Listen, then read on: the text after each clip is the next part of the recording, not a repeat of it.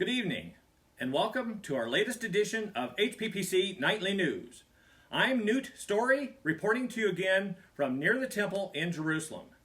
Here is the latest in the dramatic developments of Jesus in Jerusalem. Jesus has visited the temple over the last few days and talked to many people. Just 2 days ago, he was overheard saying, "On Passover, the Son of Man will be handed over to his enemies and nailed to a cross." Apparently, Jesus was referring to himself. At the same time, the priests from the temple were planning to have Jesus arrested and put to death. They offered to pay the disciple Judas 30 silver coins to help them arrest Jesus. We have reporters currently researching this and asking the authorities what they might know. Hopefully, we'll have some more up-to-date information for you soon.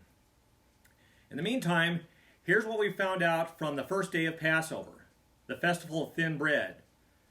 Jesus asked his disciples to go to a certain man in the city and tell him, "Our teacher says, 'My time has come. I want to eat the Passover meal with my disciples in your home.'" I would like to know what that term, "my time has come," means. We don't know the exact location of this building, but we do know that it is located somewhere within the city.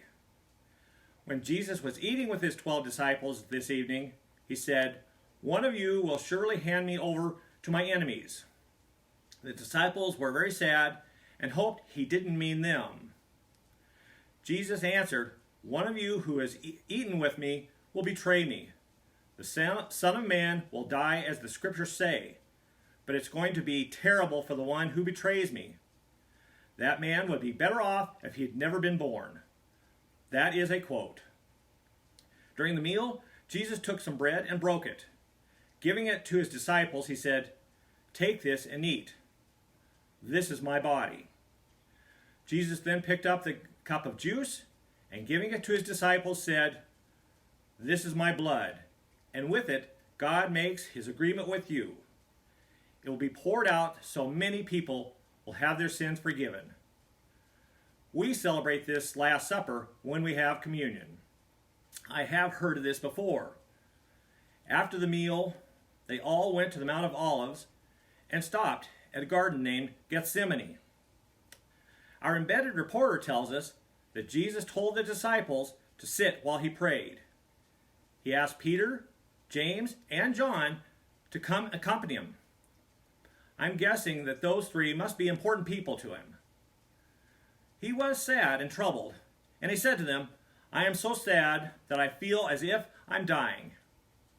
He walked a little bit away and prayed, "My Father, if it is possible, don't make me suffer, but do what you want, not what I want.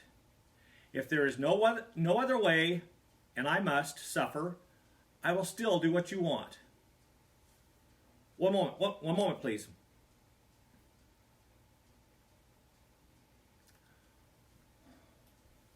Wow, here's some shocking word just in from Jordan Rivers.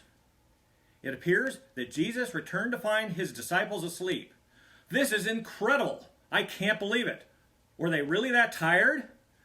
Jesus said, "Get up, let's go. The one who will betray me is already here." Jordan tells me that Jesus was still speaking when Judas came up with a mob of people carrying swords and clubs. Judas walked up to Jesus and kissed him. This was a signal for the men to arrest Jesus. This is incredible. It's unbelievable. The disciples wanted to defend Jesus, but Jesus told them, "Anyone who lives by fighting will die by fighting. Don't you know that I could call my Father and right away he would send me more than 12 armies of angels?